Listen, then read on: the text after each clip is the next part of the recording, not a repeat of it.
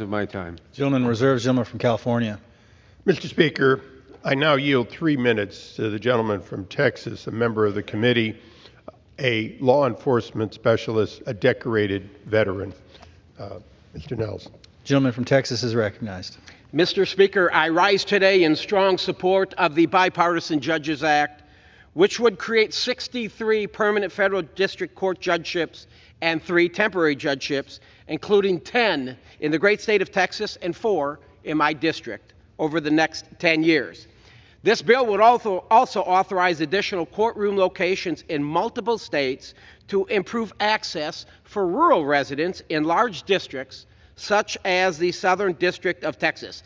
Simply put, the Judges Act is a critical piece of legislation. The population of the United States has increased 50 million people since the year 2000, and the number of cases pending in federal trial courts has nearly doubled.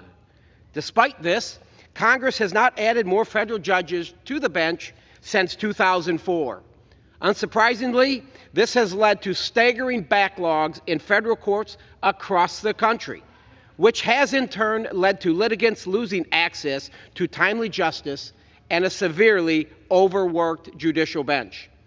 In the Southern District of Texas alone, which encompasses my district, there are over 6,082 civil cases pending and 8,928 criminal cases as of June of this year. A lack of rural courtroom locations also forces Americans to commute for hours a day when called for federal jury duty or to access the courts. This is unacceptable for our country, and it is incumbent upon Congress to address. As a Republican co-lead of this House companion version of the bill, alongside my colleague, Representative Isa, this legislation will not only address multi-year case backlogs, but will also ensure the administration of justice in a reasonable time frame.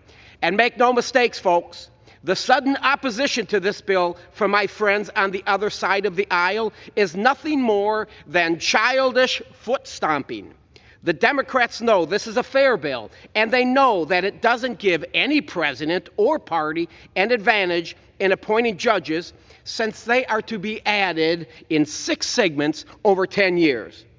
That's why my bill passed out of the House by unanimous consent. It's why it is supported by federal judges across the political spectrum, and it's why House Republicans support this bill regardless of electoral results.